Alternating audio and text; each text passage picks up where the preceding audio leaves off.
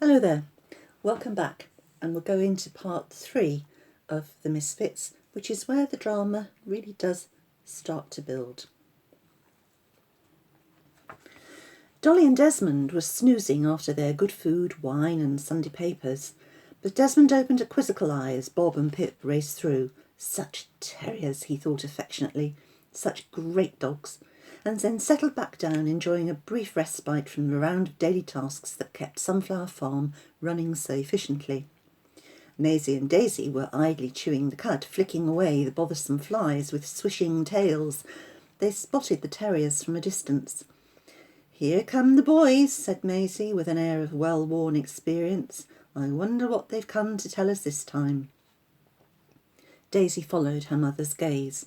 "Well, judging from the way they're racing along, it won't be long before we find out," she said. "In fairness, you can never complain about life being dull when they are around." Replied her mother. "That's one way of putting it." But there was no hard feeling there. It was all part of the understanding amongst the residents of Sunflower Farm. Pip was marginally in front of Bob, having taken advantage of Bob pausing en route to tell Pickles and Chutney to stand by for news hot off the press. He scampered on towards Maisie and Daisy, puffing and panting in excitement. "Hey, girls," he cried, "you'll never guess what we've got to tell you." And he skidded to a halt, tongue lolling out at the side of his mouth, waiting for the girls to amble up to the gate in comfortable earshot. "Don't you start without me," yelled Bobby, rapidly making up the lost ground. Snorted Pip, as if. Chance would be a fine thing, he thought, but said nothing. He loved his brother. They were a real partnership. Maisie and Daisy lumbered up to the gate. "Right, you two, what's all this about?" asked Maisie. "Nice sunny afternoon and you're racing around like mad things. Where's the fire?" Bob looked at Pip, who knew full well his brother was going to take charge of things, as usual. Both dogs looked up at the cows. "Well," said Bob, "it's about Boris." There was a fleeting flicker of interest on Daisy's face. Maisie's was inscrutable. "Go on," she said. "You are moving in with him tomorrow," said Bob. "It's true," piped up Pip. "We heard Dolly and Desmond discussing it after lunch. They think he needs the company, and you are the ideal choice." "Obviously," said Maisie, wondering if this was in fact the best news that she could have had. The look on Daisy's face hadn't escaped her notice. "The point is, he's going to be a permanent fixture here, but we don't think he realises it. He's had a rough time of late, so your job will be to settle him in," said Bob. "Oh, yes," said Maisie, chewing languidly. "Oh, really?" said Daisy, forgetting all about chewing the cud momentarily. "Yes," said Pip, "but of course that means we want to get to know him, and he needs to know how things work around here, as well as him knowing he's safe and secure." Bob gave him one of his looks and resumed charge of the proceedings. "Everyone's been briefed except Pickles and Chutney, Fluff and Mint Sauce, but we'll put that right.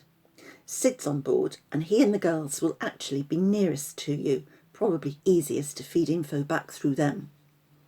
"If you don't get to us first," piped up Pip, eager to retain an element of control over proceedings. Maisie and Daisy knew exactly how things stood, but they didn't mind. One of the reasons Sunflower Farm functioned so successfully with such an odd assortment of dysfunctional residents was that they worked together and, as far as possible, functioned as a unit. Maisie nodded sagely. "Don't worry, pups. Leave it to us. We'll do the necessary. I'm quite looking forward to a change of scene, actually. This pasture is leaving a lot to be desired." She wasn't entirely sure how Daisy was going to react to the move, but wise enough to keep her misgivings to herself. Time enough to share and brood over them if they became reality. For now it was just a thought at the back of her maternally protective mind. Quite often on a Sunday evening, Desmond liked to wander down into the village for a couple of pints in the Farmer's Arms. It rounded off one week quite nicely and set him up for the next week ahead. Sometimes Dolly joined him, sometimes not. It depended what was on TV. Sentimental rubbish, Desmond called it, but for Dolly it was a bit of harmless escapism with a glass or two of wine. This particular Sunday, Desmond wandered off on his own, leaving Dolly happily ensconced in front of Heartbeat with her customary glass of white wine and Pip and Bob curled up for company. It was no use thinking of taking the two terriers with him, as Desmond knew only too well from previous experience. Last time he'd ventured out for a quiet drink with them, they'd almost cleared the entire pub, as they took exception to Barnaby, the resident Alsatian, Muffin, the harmless Yorkshire Terrier, curled up on Mrs. Johnson's lap, her Bristol cream nearly coming a cropper in the boys' efforts to reach Muffin, and when Jerry Springer, the Springer Spaniel, turned up with Matt, the local plumber, that was the last straw, and it was all Desmond could do to get himself and the boys out of the pub unscathed. Relaying events to Dolly, Desmond swore never again to even think of venturing out like that again. Bob and Pip, lying innocently side by side on the big squashy sofa, looked the picture of innocence and failed to see what all the fuss was about. Desmond noticed a strange vehicle in the car park, strange only because it wasn't familiar to him. There were rarely visitors from outside in the Farmers' Arms, and he expected to see just the usual crowd of farmers, builders and other tradesmen, and retired folk that turned out on a Sunday night for a few drinks, perhaps a game of darts, or maybe dominoes or cribbage. He wondered who owned the big old horse box that had obviously seen better days. He soon found out. Entering the pub, he saw three large men lounging at one end of the bar. They were big and rough-looking, with piercings in their ears and various parts of their faces, and some lurid tattoos. Desmond did not like the look of them one bit, and headed towards the opposite end of the bar. "Hello, Desmond. Usual?" said Reg, the landlord, who had noticed Desmond's reactions to the newcomers, and shared his obvious reservations about the strangers. Desmond nodded as Reg reached for the glass. "Yes, thanks, Reg," he said, and nodded hellos to the other regulars in the bar, who were also giving a wary eye to the newcomers. Eventually, the three strangers drank up and left, and the atmosphere in the bar lifted with their departure. "Didn't much care for the look of them," said Desmond. "No," replied Reg, though he hadn't minded taking their money for 6 pints and 3 large ploughmen's lunches. "Look a bit rough, don't they? And they were asking questions about you up at Sunflower Farm." Desmond couldn't hide his surprise. "What sort of questions?" he asked, handing Reg a £5 note and taking a drink of his beer. "Oh, where you were located, what sort of animals you had up there, if it was true you had some rather exotic creatures up there." "What did you tell him?" Desmond didn't like it. Reg smiled. "Come on, Des, you know what it's like here. We're all wary of strangers, particularly ruffians asking a lot of questions. I asked him who wanted to know, and why. Didn't like that, oh no, but came out with some story about possibly having an animal to put your way. When I asked him what kind of animal, he didn't like that. So he shut right up, and so did I." Desmond nodded. "Thanks, Reggie said, taking another drink from his glass. He didn't like what he was hearing, and he certainly didn't like what he had seen. He didn't want to get paranoid, but he'd be sure to be on his guard. Though he'd been looking forward to a pleasant couple of hours in the local amongst friendly company, he wasn't enjoying himself. He was unsettled. He drained his glass and put it back on the counter. Reg moved forward. "Ready for a refill?" he asked. Desmond shook his head.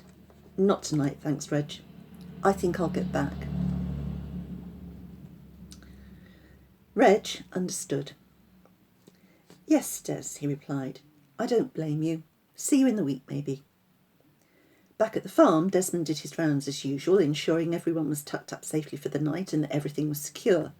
He thought he might have a chat with the local police in the morning. Wouldn't do any harm to alert them to the fact that there was a bunch of unsavoury blokes about with a big old horse box.